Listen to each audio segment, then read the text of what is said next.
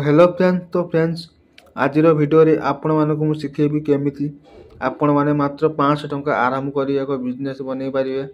जो बिजनेस रे आपण माने 2 टंका खर्च करिवे, 2 टंका खर्च करी याको आपण 5 टंका रे बिकी पारिबे। तो बिजनेस टी कोन, तो वीडियो टू शेष पर्यंत देखंतु आपण जानि पारिबे। तो वीडियो स्टार्ट करबा पूर्व हमर चैनल को निहाती भाव सब्सक्राइब कर दियंतु एवं नोटिफिकेशन बेल को दबाई कि ऑल सिलेक्ट कर दियंतु। तो जब भी कौन सेमती हेल्पफुल वीडियो अपलोड करी तो आपण मैंने सर्वप्रथमे देखिपारे। तो फ्रेंड्स बिजनेस टी कौन आपको मुझे बिजनेस टी है निमिकी। तो निमिकी आपण मैंने निश्चित भाव में खाई खास्ता निमिकी जोटा कि मैदार होता है। तो यही बिजनेस टी आपण मैंने आरंभ करूँ। ये बिजनेस टी करी आपण मैंने भल 2 पैसा रोजगार करेंगे। बिजनेस रे कौन कौन सब जिनिस दरकार मैं आपको कहीदे।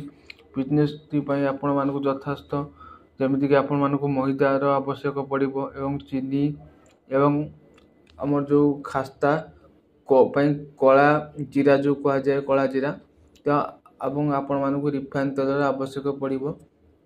ये बिजनेस रे आपण माने एतिक जिनिस आरंभ करी माने किणिकी ये बिजनेस टी आरंभ करि परिबे। ए बिजनेस टी करी आपण माने मार्केट रे जमीती कि चाह दुकान मानक नहीं आपण मैंने सेल करेंगे और आपण आखपाखर जो सब दुकान अच्छी दुकान मानक साथ कंटाक्ट करी बिजनेस टी करी आपण मैंने भल 2 पैसा रोजगार करेंगे। आपण मैंने बिजनेस टी निहाती 2 टंका खर्च करी गोटे निमिक आपण मैंने 5 टंका माने आपण 4 टंका रु 4.5 टंका बिक्री करेंगे। तो दुकानी मैंने नहीं 5 टंका बिक्री करेंगे। से माने भी किसी उपकृत हेबे, आपण माने भी मध्य उपकृत हेबे। ठीक अच्छे।